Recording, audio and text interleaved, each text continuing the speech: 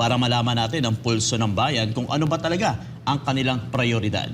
Hindi gusto ng mga Pilipino ang pagbabago ng konstitusyon. Ito ay kung pagbabasihan ang resulta ng survey ng Okta Research. Huli sa listahan ang charter change sa mga isyong pinatutugunan ng mga Pilipino sa pamahalaan. Naiintindihan naman kaya ng ating mga kababayan ng issue? Narito ang balita ni MJ Mondihar. Alam mo ba anong ibig sabihin ng charter change? Hindi po, di po pamilyar. Yan ay malinaw na sagot ng estudyanteng si Gab sa issue ng matanong sa issue ng charter change o CHATSA. Kung si Nanay Leonie naman ang tatanungin, pamilyar raw siya sa issue pero... Alam niyo po ba anong ibig sabihin ng charter change? Hindi. Pero naririnig. Oo. Saan? Sa TV. Ang delivery rider na si Mark napatungangan na lang din na matanong sa issue ng CHATSA. Sir, alam mo ba anong ibig sabihin ng charter change? Charter change? Oh. Hindi. Nabuhay na naman ang paksa ng charter change dahil sa kasalukuyang People's Initiative na laman ng mga balita entrada pa lamang ng taong 2024. Ito ang panghuling opsyon para amyendahan ang 1987 Constitution. Isang signature campaign ng People's Initiative o pangangalap ng lagda kung pabor ba ang taong bayan na amyendahan ang saligang batas. Layunin ng tinawag na PI na luwagan ang economic restrictions ng konstitusyon para mas maraming dayuhang investor ang makapasok sa bansa. Hindi siya easy process. Kasi una, ang proseso kasi sa pagbago sa ating saligang batas, unang proseso is proposal. Mag-propose ka pa. Ang proposal, yun ang sinasabi na 3% of every legislative district and 12% of the total registered voters. Yun ang sinasabi na proposal. After proposal, kung makuha nila yung proposal, may certification pang issue ang COMELEC na enough yung nakuha na boto for the proposal. 12% tum of the total and 3% tum sa every legislative district. Pag nakumpleto yan, mag-plebiscito pa. Buong Pilipinas mag-eleksyon. Kailangan makuha ang majority of the total votes cast. Ngunit base sa ating mga nakapanayam, walang alam ang karamihan sa ating mga kababayan sa issue. Ito nga ba ang number 1 ang problema ng bansa na dapat tugunan ng pamahalaan? Batay sa tugon ng masa survey ng Okta Research na isinagawa noong December 10 to 14, 2023, pangatlo sa pinaka-hindi prioridad ng mga Pilipino ang charter change. 1% lamang sa mga sinurvey ang nagsasabing kailangan ito. Ikalawa sa least priority ang pagbaba ng singil sa kuryente sa 0.1% at panghuli ang problema sa illegal na droga sa 0.02%. Number 1 naman sa survey ang pagkontrol sa mabilis sa pagtaas sa presyo ng mga pangunahing bilihin at serbisyo o inflation sa 73%. Pangalawa sa pinariresolba ng mga sumali sa survey ay ang access sa murang pagkain sa 45%. Pangatlo sa urgent na pinatutugunan sa gobyerno ay ang paglikha ng mas maraming trabaho na may 36% score sa survey. Pang-apat naman ang pagpapataas sa sahod ng mga manggagawa na umani ng 34% survey score. Top 5 naman ang pagtugon ng gobyerno sa kahirapan na pinatututukan ng 32% ng mga sumali sa survey. Kasama rin sa wishlist ang pagpapababa ng buwis, proteksyon sa mga OFW, environmental protection at iba pa. Hindi siya kasama sa mga priority ng ating mga kababayan. Malayo sa sikmura ito, MJ. Ang pinakamalapit sa sikmura ng ating mga kababayan is yung presyo ng bilihin, trabaho at saka sahod. Ginawa ang survey mula December 10 to 14, 2023 sa 1,200 adult respondents sa buong bansa. Para sa Diyos sa Pilipinas kong mahal, MJ Mondihar, SB9 News. Ayun, malinaw po mga kababayan, Ma'am Lorraine, Brother Franco, ang sinabi ng survey sa hanay po ng mamamayang Pilipino in the most recent survey ng Okta Research. Sinabi nila, ang charter change, lalo na ang pirma-pirma na budol-budol, wala yan sa pangangailangan at interes ng mamamayang Pilipino. Ang kanilang interes, ang top 4, number 1, ang pagpapababa ng presyo ng mga bilihin. Number 2, ang presyo ng pagkain at accessible food source and food supply. Number 3, ang mga paglikha ng trabaho at kabuhayan. At number 4, sahod at kita ng pamilya. So wala po doon ang charter change. Sa kaya itigil nyo na yan sapagkat yun po ay baseline survey. Pag sinabing baseline survey, yun po ang sentimiento ng mga magsasaka, manggagawa, kabataan, profesional, and even ang ordinaryong mga pamilyang Pilipino. Kaya malinaw na hindi po tumutugma sa pangangailangan at kagustuhan ng mamamayang Pilipino itong budol-budol at sinindikato na style ng papirma-pirma. Ma'am Lorraine and Brother Frank.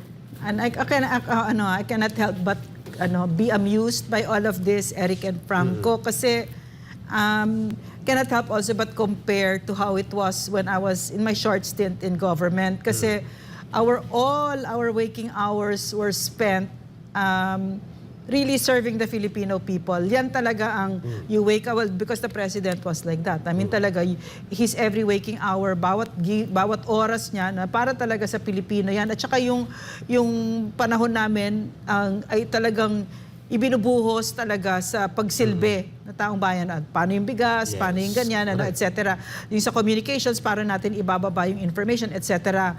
And from where I'm sitting right now, I find it amusing. Ganito pala ang itsura ng pag ang gobyerno ay puro politika. Yun. Ganito pala yung pag ang inuna mo ay ang personal na ambition mo.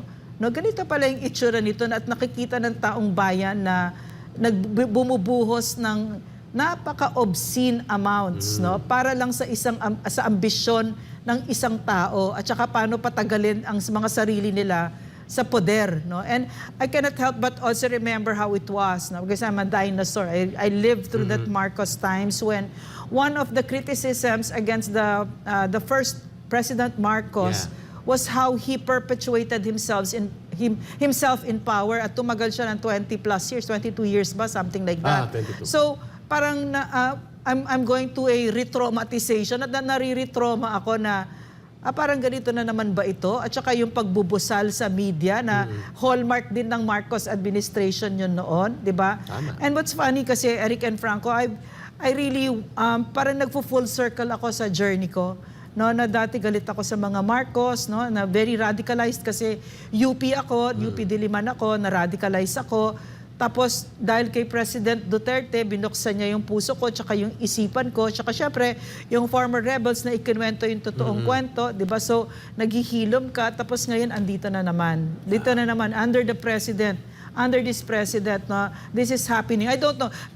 But for me, maliwanag kasi yung sinabi ni President Marcos, di ba, tigilan niya na yan, yung charter change na yan. But it doesn't seem, hindi lang it doesn't seem, hindi nakinig sa kanya kasi tuloy-tuloy pa din, di ba? Ano yung pambabastos na yan sa leader natin, di ba? So, yun yung nararamdaman ko dito. Nilinaw ng Department of Interior and Local Government na hindi nila pinagbabawalan ang mga barangay official na lumahok sa mga aktibidad na may kinalaman sa People's Initiative. Ito ay matapos na magbabala ang isa sa mga DILG official na parurusahan ang mga tauhan ng barangay na lalahok dito. Si Jason Rubrico magbabalita. Hindi bawal at pwedeng lumahok ang mga tauhan ng barangay sa mga aktibidad patungkol sa People's Initiative na nagsusulong ng charter change. Ito ang paglilinaw ni Interior and Local Government Secretary Benhur Abalos. Ito ay matapos binalaan ng isa sa kanilang mga opisyal na si Undersecretary Felicito Valmosina ang mga barangay official na nangunguna sa pagpapapirma sa mga botante para suportahan ang People's Initiative.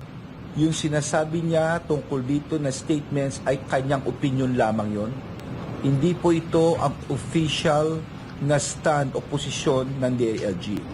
Napaka-sensitibo pong isyong ito, no? Kaya hindi kailangan ikaklaro po namin. Nakasaad ani Abalo sa NBank resolution ng Commission on Elections na ang mga tauhan ng barangay ay exempted sa mga ipinagbabawal sa Section 261 ng Omnibus Election Code. Ibig sabihin aniya, pwedeng lumahok ang mga barangay official sa anumang aktibidad patungkol sa People's Initiative. Pero sumulat na ang DILG sa COMELEC para linawin kung hanggang saan ba ang magiging partisipasyon ng mga barangay official patungkol sa mga partisan political activity. Well, that's why we're asking clarificatory questions from the COMELEC, no? Up to what level po ito, no?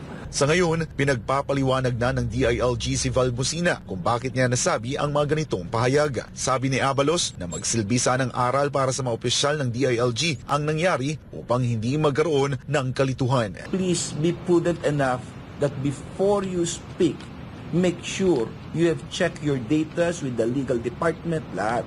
Kasi mahirap. Kawawa rito ang tao, magkakalituhan on the ground. Kamukha na nangyayari ngayon, nagkakalituhan, nakakagulo sila.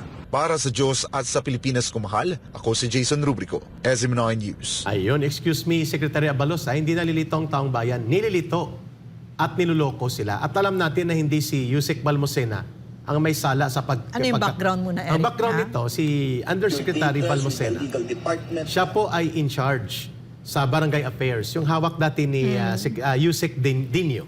Okay. Yeah. Oh. So, naging mabuting barangay captain ito sa Holy Spirit. Outstanding. Very good at napakaganda po ng kanyang record at ginawa sa Tunay na barangay nito. lingkod bayan. At may mahabang paglilingkod sa mga barangay, Yes. sa ating mga barangay officials. Kaya deserving na maging undersecretary itong si Undersecretary Balmosena. Sinabi niya, ma'am, na hindi naaayon sa batas na ang nangunguna sa pagpapapirma or seemingly pagpilit na papirmahin ang mga tao sa People's Initiative ay mga barangay officials dahil yan ay bawal at may kaparusahan sa batas. Yan ang context niya. Tama po siya Eric, doon. I'm sorry. Ano sabi niya? Hindi pwede na ang mamimilit na magpapapirma Yes, at tipunin ang mga tao at papirmahin sila at gawin ito na with pressure of the barangay officials sa position. Hindi pwedeng gawin yon. At ang ganda, no? Malinaw. Maganda yung Nilinaw sinabi niya. niya. Oo. Ngayon, siya ay nasita at binalikan ni Secretary Abalos.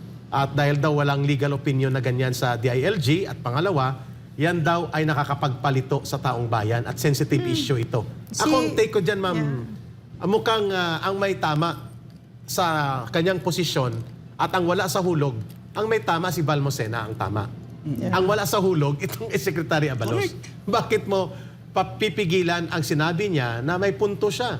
Kung ito'y totoong People's Initiative, dapat kusa o ang inisyatiba ay manggagaling voluntaryo sa mga tao. Hindi sila pinipilit, pinipressure ng nino man sa gobyerno, including barangay officials. Hindi lang po si Yusek Balmosena ang nakatanggap ng balita.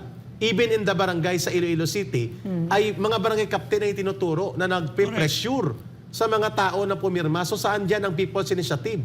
Yan ay isang political pressure and intervention ng mga opisyal ng gobyerno at yan ay hindi naaayon sa procedure ng batas pertaining to People's Initiative na nakasaad sa konstitusyon. So mali itong parang tinatakot pa si Yusek Balmosena ni Secretary Abalos na para bagang nagpabigla-bigla ng kanyang pahayag si Undersecretary Balmosena. Ang totoo, hindi po siya ang naglilito sa taong bayan. Siya po ang naglilinaw na hindi dapat ito maging under pressure ng barangay officials o nino man kung totoong ito'y People's Initiative ang ginagawa sa pagpapapirma. Ma'am Lorraine. Eric,